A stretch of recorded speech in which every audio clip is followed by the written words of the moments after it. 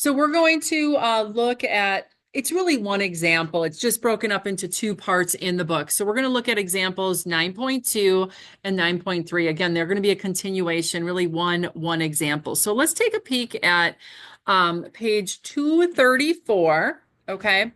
And we're going to kind of get an introduction here to example problem 9.2. So it says here, CAM is to be designed for an automated part loader as shown down here. Okay, so the CAM is going to come off of the motor. The follower is going to be in contact, and it's going to have the ability to push this product, it looks like, from one conveyor to another. Okay, now in the problem, it says using the motion equations, construct a chart that tabulates the follower displacement. Just like we've been doing in all of our modules, is we've been focusing on the graphical solutions. Okay, so we're not going to create a spreadsheet and get all the numbers and create a diagram. We are going to go through the same process, if you would, manually, and then create our displacement diagram on CAD. This example, again, you are not responsible for doing the CAD drawing. I'm going to save that for you to do with your assignment. You'll get plenty of practice doing it that way, but we'll kind of talk through how you would approach it. But we first have to kind of go through the process of looking at the follower motion, and then determining what is the angular velocity of that cam, and then breaking into our separate cam rotations, our betas 1 through however many steps there are. So they're letting us know that this is going to rise 50 millimeters in 1.6 seconds, or I'm sorry, 1.5 seconds. And they are going to use constant velocity motion. Okay. Again, that's always reserved for lower speed applications, so we'll see how that comes out. Then they're going to, it says it's going to return in 2 seconds using cycloidal motion, okay? And then it's going to dwell for 0.75 seconds. So there's only 3 motions here for this particular one revolution of our cam, okay? So we are going to start out in this first problem is just calculating what the rotation of the cam is going to be, as well as each one of the betas. And then example 9.3, as we turn the page to 236, we're going to then see how the displacement diagram is going to be generated, kind of talk through it. Okay, so starting with example 9.2. So I'm not going to rewrite our givens here, okay? We're just going to kind of reference back and forth to our example. So the first thing we need to do is to determine what is the total time we need to take up for one full cycle. So we're going to use our total time, the summation of the times is going to be equal to, and as we saw, there was 3 distinct separate motions. Okay, so there's a T1, a T2, and a T3. Okay, so looking at our problem, the rise was in 1.5 seconds, the fall was in 2 seconds, and then the dwell was 0.75 seconds. So our T1 is 1.5 seconds, our T2, 2 seconds, and our T3 is 0.75 seconds. Okay. So our total time looks like it's going to be 4.25 seconds. Is that what you guys got? Okay. Now, using that total time, we're now going to calculate how fast is that cam going around. Okay. So step number 2, our cam rotation is going to be 1 revolution per the total time, or over the total time. So W of our cam is going to be equal to 1 revolution over the summation, or the total time for 1 revolution. So 1 revolution per 4.25 seconds, right? Our W of our cam looks like it's going to be 0.235 revolutions per second. Is that right? You guys get that same number? Just double checking. Okay. Yep. And when we report it, as you know, we're going to do it in RPM. So we're going to leave it in revolutions on the top, but we're going to say, okay, 60 seconds in 1 minute, right? So seconds go on top, they cancel. And our W of our cam should come out to be about 14.12 RPMs, right? And that's one of the things they're asking for in this problem. So when they ask you for cam rotation, this is what they're looking for, okay? Now, the next thing we want to calculate is going to be our beta, right? Now, our beta, each one of the, like, how many degrees for time 1, how many degrees for time 2, and so on, that is always going to be in degrees, right? We need our cam rotation because, as we know, beta is going to be the cam rotation times the time. The time is in seconds. We have rotation, a version of it in seconds, but we need to get this in degrees, right? So we're going to take this value right here, the 0.235 revolutions per second, and we're going to convert it to degrees per second, okay? So W cam equal to 0.25, I'm sorry, 0.235 revolutions per second. And we're just going to say 1 revolution is 360 degrees. So revolutions cancel, and we get our W of our cam. I don't know if the book did this. They didn't.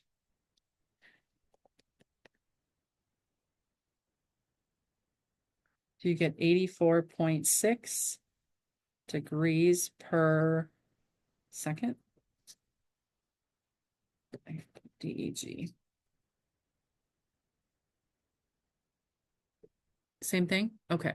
So this is going to be the one that we use for the beta calculation. Okay. So step number 3 then is going to be our cam rotation for each one of our times. So beta 1 is going to be W cam times T1. And we're going to use the 84.6 degrees per second.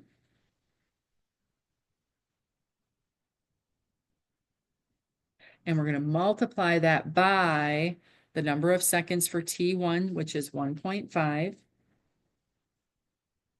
Seconds cancel. We're left with degrees, which is exactly what we want for beta 1. And beta 1 should come out to be about 127 degrees. Good. Yep. All right. So then we're going to do that same thing for beta 2. So the 84.6 degrees per second times, this time our T2 is 2 seconds.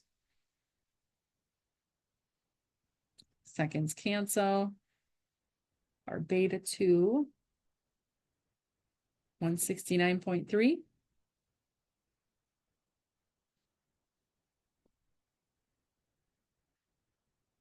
Yeah, Jacob got it. Okay, good. And then beta 3. Same thing.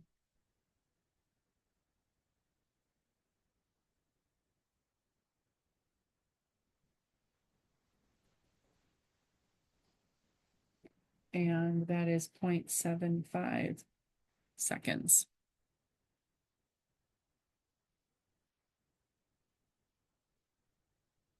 Oh, 63.7.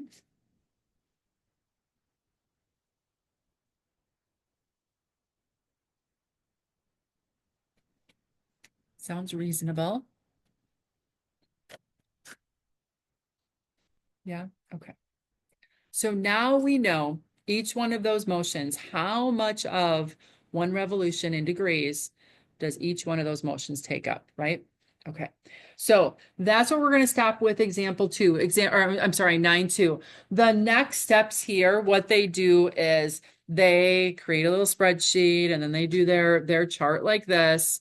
We're not going to do that. We are going to instead generate ours using AutoCAD. Okay, so we're going to then switch over to example 9.2. Example 9.3. Okay.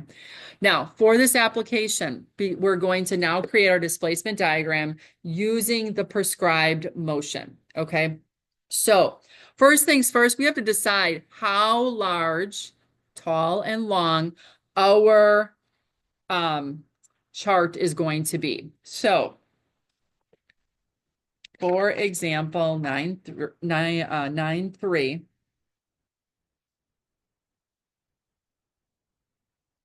because you're going to have to do this when you do your homework problems. You're going to have to decide how tall is my displacement diagram going to be and how long.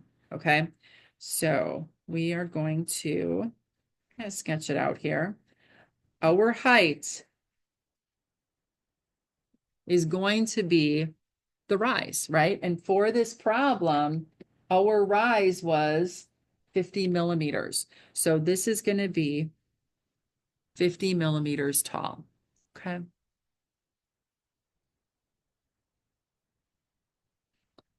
If this is 50 millimeters tall, how long am I going to make this? This is 50 millimeters tall. How long am I going to make this?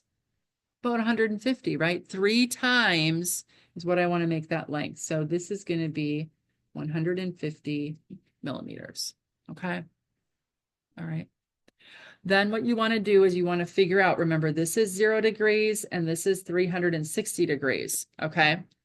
We want to know 1 degree equals how many millimeters per degree. So I'm going to take 150 and divide it by 360, right? So you get 0.417 millimeters per degree. Okay.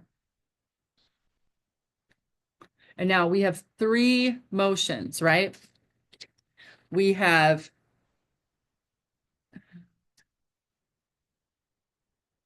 T1, or I should say we have beta 1, beta 2, and beta 3. And along the length there, we're now going to take the 0.417 millimeters per degree and multiply it by each beta to get how much of the chunk each one gets. Does that make sense? Okay. So beta 1 is going to be 127 degrees times 0.417 millimeters per degree. Degrees cancel out here. Sorry, I was a little low on that. Degrees cancel out. So my beta 1 along the length here, how many millimeters am I going to make beta 1?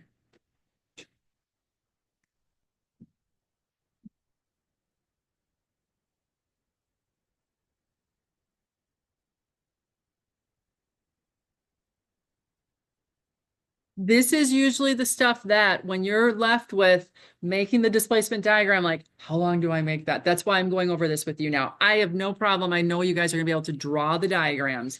It's this kind of stuff, scaling it and figuring this part out, that usually students, are like, how do I do that again? That's why we're doing it. So I know it's not hard stuff, but it's one of those things. So what do we get for that distance? How long am I gonna make that?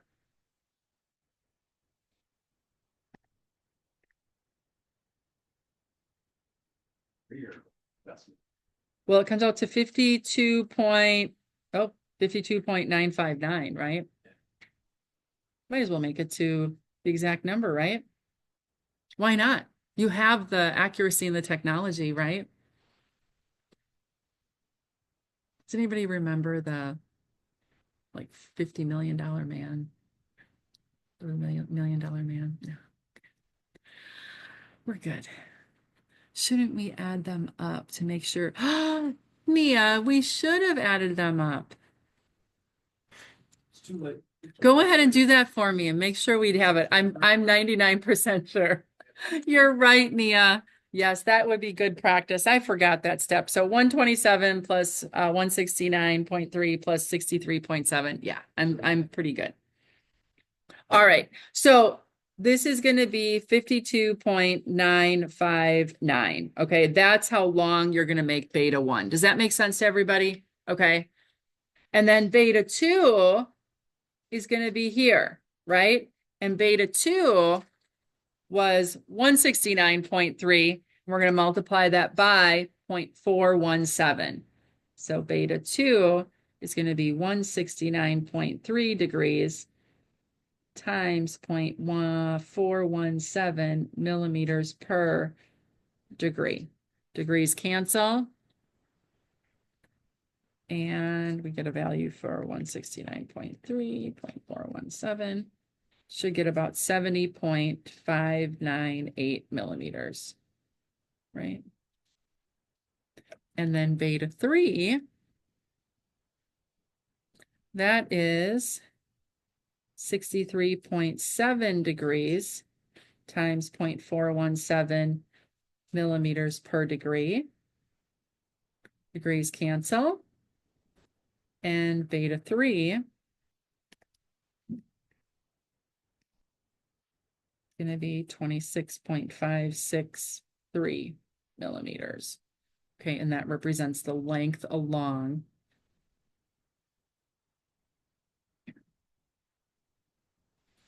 So here, our 2 is 70.598, and our 3 is 26.563.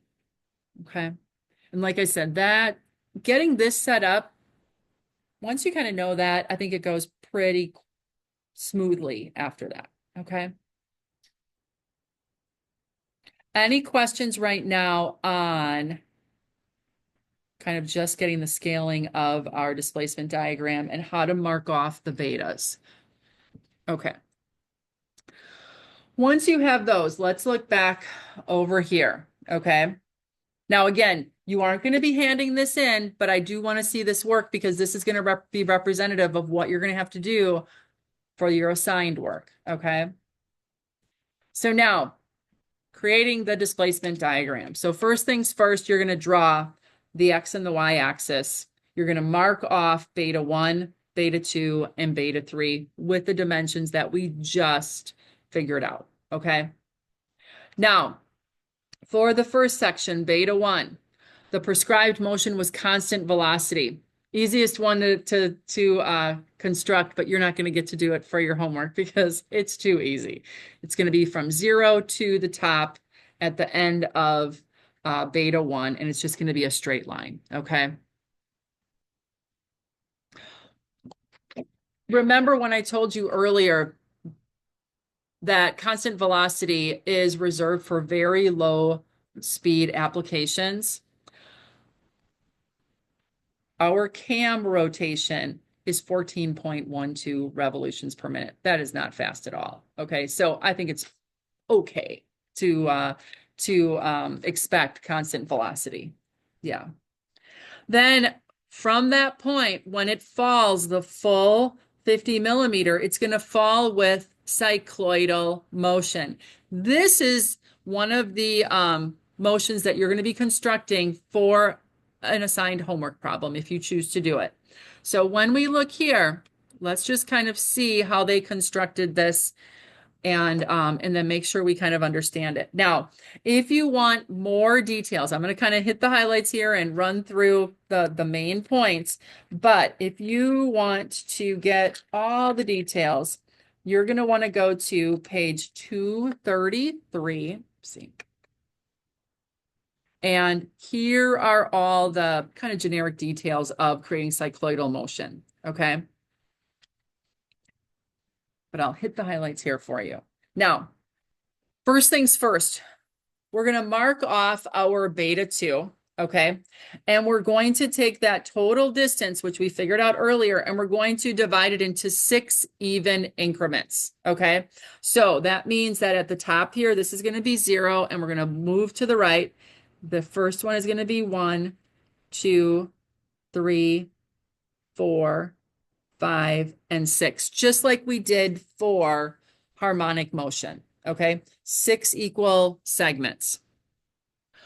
Then what you're going to do is you're going to start at the top, you're going to go to the bottom, and you're going to draw a line, okay, a diagonal line, and you're going to extend it down below. And along that line is going to be where the center of the circle for cycloidal motion is going to be, okay?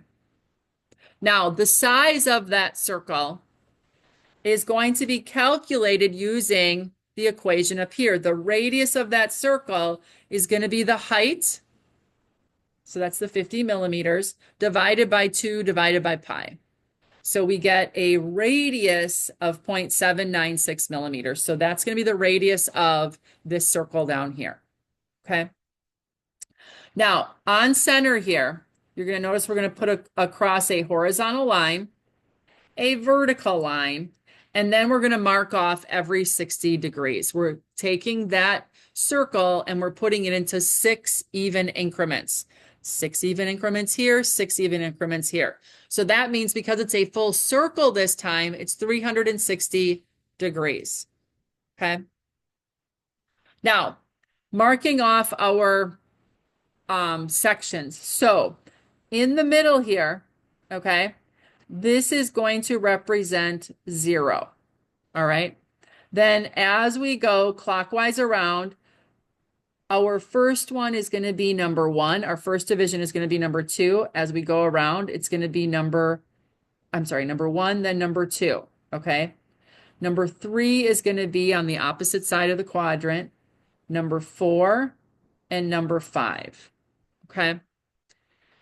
Now, where they cross over, we are going to draw a horizontal line. I'm going to zoom in here so we can see this, hopefully. And you're going to notice that they're going to meet at the middle, okay?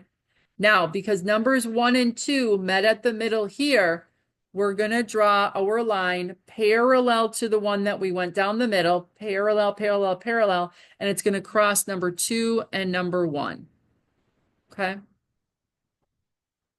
Then what we're going to do is we're going to find where 3 and 0 come together at the middle, and those are going to cross at, oh, and 6, sorry. 6, 3, and 0. All right. So 0, 3, and 6. 4 and 5 come together in the middle. They're going to be on a line parallel to the middle line or the first line that we drew on that diagonal. And then they're going to cross over and they're going to intersect with 5 and with 4. Okay. Now, each one of those intersections is going to be where you use your spline fit, and you're going to put your spline through each one of those points in AutoCAD. Okay. And then as far as what you're going to hand in, you'll do the screenshot of the construction that you see here. Okay. You're not going to do it for this example, but this is going to be representative of what you would be handing in for your assigned problem. Does that make sense? All right. So that takes us to the end of the work that I wanted to do tonight for displacement diagrams. So let's take a peek at where we're at on our PowerPoint presentation. So we just ended with examples 2 and 3. So you got a good, I think you've got a good way to construct both harmonic and cycloidal motion, or at least examples that you can look back on. And let's take a peek at first our practice problems. During the break, I did update a little bit. So earlier we did example problem 9.1. We did problem number 9.8. And then we just did example 2 and 3 that went together. Notice that my notes here are calculations only. No AutoCAD or displacement diagrams. Again, we talked them through. I'm confident that you can generate them, using what we had talked about. We will be doing more content the next time we're together on the CAM profiles, how to generate those, okay? But there aren't any example problems. So you could hand in the Module 8 practice problems with what we've gone over tonight if you wanted to, okay? Or you could wait. Don't forget to answer the questions down here. And then you're going to notice assignment number 8. Let's talk about that again. So there are 4 problems, 20 points each, okay? The first 2 problems you can do with the information we talked about this evening. These are problems 9-7 and 9-9 at the end of the chapter. 9-7 is just like 9-8 that we did and went through. That was the harmonic motion one, okay? And then 9-9 is similar, but it uses cycloidal motion, so a little bit different construction, okay? Notice my notes here. You are creating the displacement diagram. You need to put the calculations or do the calculations just like we did for the example problems. And then you're going to do a screenshot or a screen snip of the AutoCAD displacement diagram. Use figure 917 as kind of the basis of what information you need to include. It does need to include the construction. I want to see that. Okay. So make sure you neatly, have the labels and stuff and such that you, scale the text so that I can read it. Okay. So that's going to be the first 2 problems. The last 2 problems are going to be CAM profiles. We will be discussing that and demonstrating that on Wednesday, the next time we get together. Now, as I told you, this assignment has 80 points total that you can complete, but the assignment is only out of 40. So you can choose to do 2 problems. If you do choose to do 2 problems, one of the problems has to be a displacement diagram. And then one of the problems has to be a CAM profile. You can't do 2 displacement diagrams and call it done. That's going to be half the points, okay? Does that make sense to everybody? Because I need you to represent one of each of the types of problems that we have, okay? Now, since we haven't talked about CAM profiles, but you're like, this is the last week of school. I'd kind of like to get done early. If you wanted to go out and watch the video for CAM profiles, go ahead. It's out there from last year and it's the same problems that we did this time. So you're going to see the same information there. So feel free, okay?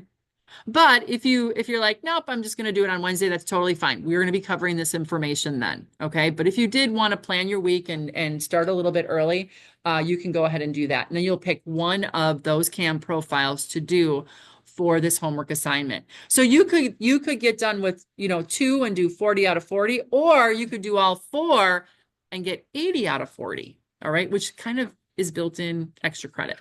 I'll leave that up to you, however you want to do it, however your week looks and how much time you have, okay? So any questions about the assignment? All right. So that's really all that I wanted to talk about this evening. So if there aren't any questions, I will stop our